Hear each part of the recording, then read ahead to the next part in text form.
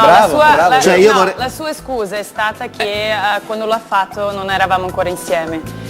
E quindi, vabbè, anche questo sono d'accordo, però cioè, per una donna lo sappiamo che in Italia è sempre una spinta. Cioè fare un lavoro del genere, che veramente è un lavoro difficile da fare, perché sono 12 scatti, ogni scatto viene studiato e viene fatto per un gusto. Quindi... Ho capito, ma scusa Veridiana, ma lui sapeva benissimo quando si è messo insieme a te di questo tuo mestiere, Giusto. tra virgolette, normale, del pubblico.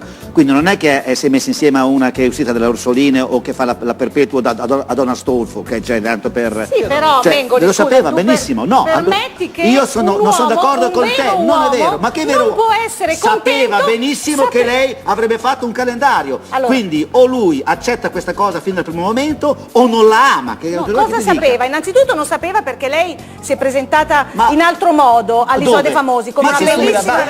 Si è presentata in costume da bagno. Costume da bagno, Ex Verina di Striscia, ma siccome parliamo di Tumiotto, vogliamo sentirlo? Esatto, sentiamo le sue ragioni e poi ne discutiamo. Maria Grazia Sozzi.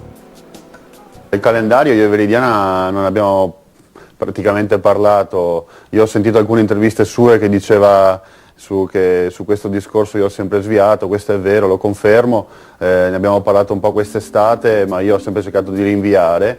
Perché?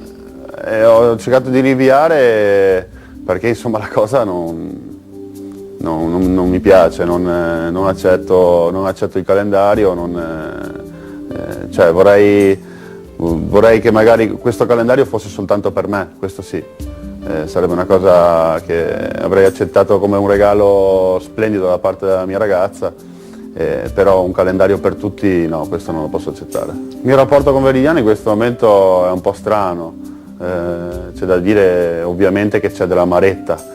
Ma farete pace o vi lasciate? Se facciamo pace, se ci lasciamo. Questa è una cosa che è tutto da vedere, insomma, perché io la fidanzata la vedo solo per me e basta. Mi dispiace. Devo dire, Veridiana, che